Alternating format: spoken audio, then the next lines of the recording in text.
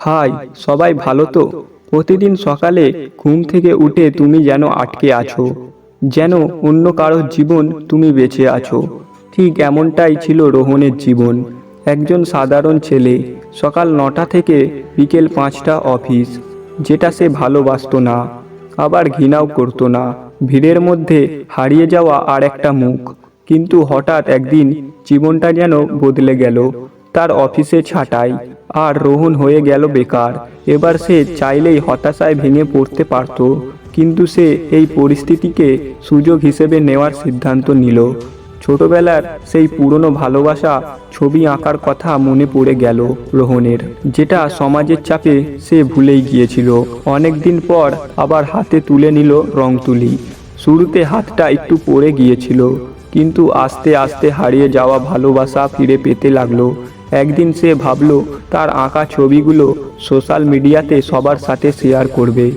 অবাক করার মতো ব্যাপার, তার ছবিগুলো মানুষের মনে দাগ কাটতে লাগলো, আর তার অনুসারীর সংখ্যাও বাড়তে লাগলো।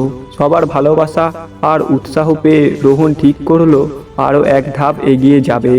সে খুলে ফেলল নিজের আর্ট স্টুডিও। তবে সত্যি বলতে পথটা মোটেও মসৃণ ছিল না।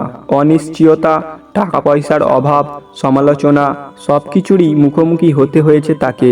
তবুও রোহন হাল ছাড়েনি। বারবার নিজেকে মনে করিয়েছে কেন সে এই পথে পা বাড়িয়েছে।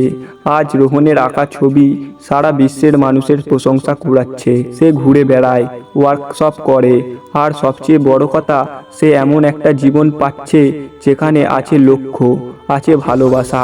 বন্ধুরা, রোহনের গল্পটা আমাদের মনে করিয়ে দেয় যে জীবনে বাধাগুলো কখনো কখনো আমাদের আরও বড় সাফল্যের জন্য তৈরি করে। তাই যদি তুমিও জীবনে আটকে পড়ো, মনে রেখো রোহনের গল্প।